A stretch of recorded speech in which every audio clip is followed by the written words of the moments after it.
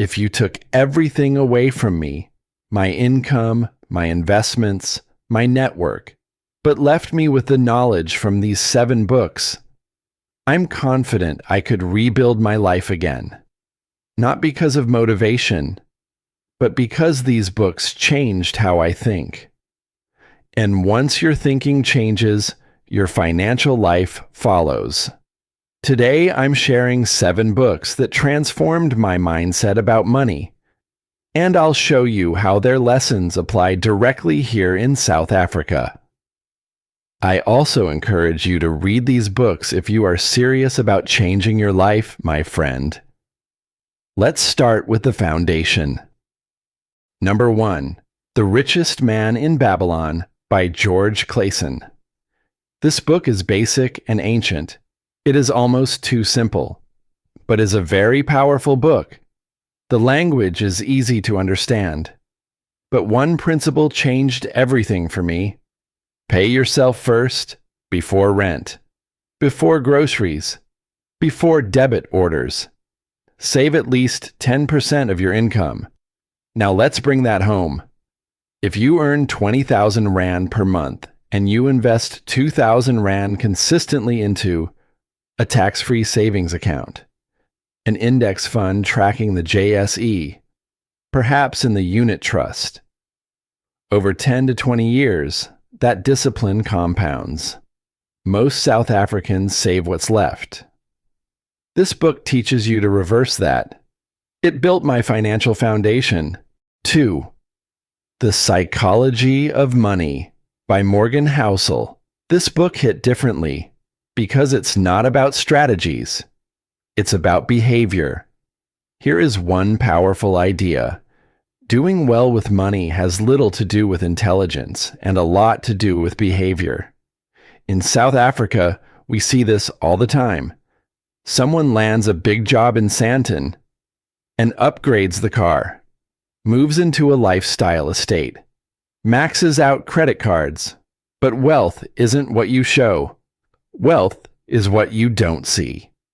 It's the investments, the emergency fund, the paid-off assets. This book taught me patience. And in a volatile economy like ours, patience is power. Book 3, Think and Grow Rich by Napoleon Hill. This book is pure mindset. What lessons stuck with me? Definiteness of purpose and the importance of burning desire. Most people say, I want to be rich. But how much? By when? Through what vehicle? This book forced me to write down exact income targets, set property portfolio goals, create a mastermind circle. In South Africa, where many are taught to play it safe, this book pushes you to think bigger. Clarity creates momentum. 4.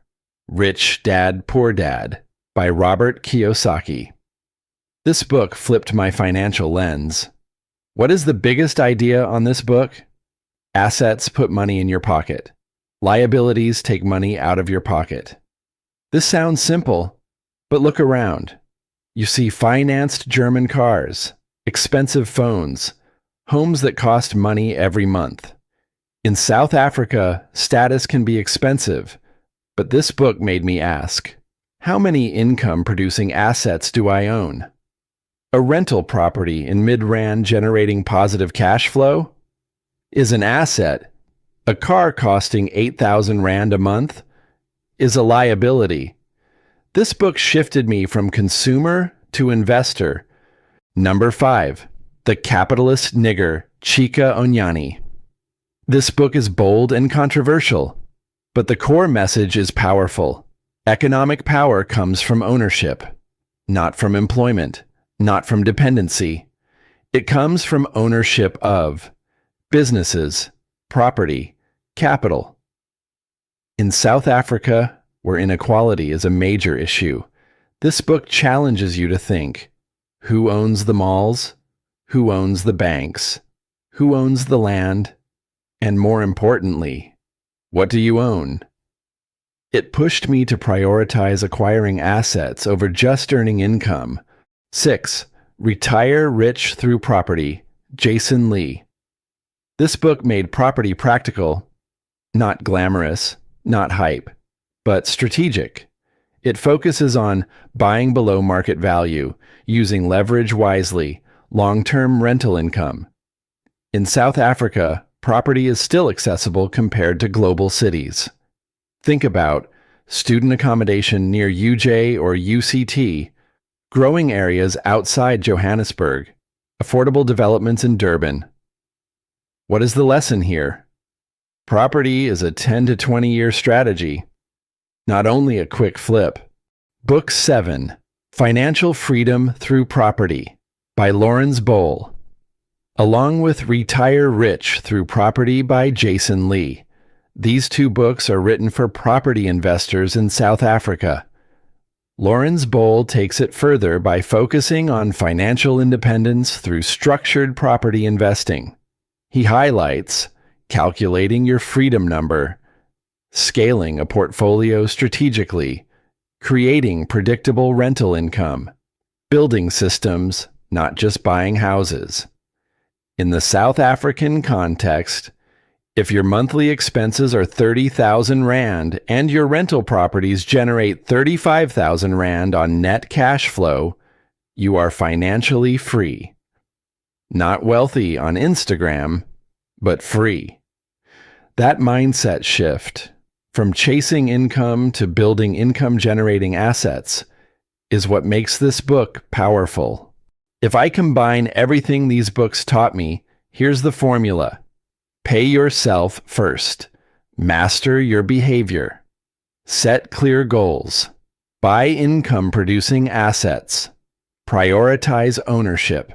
Use property strategically. Build toward financial independence.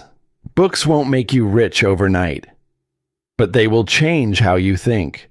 And once your thinking changes, your financial future changes. If you are watching this, comment below. Which book are you starting with? And if you want more content on investing, property, and financial freedom in South Africa, like the video, subscribe, and I'll see you in the next one. God bless you all.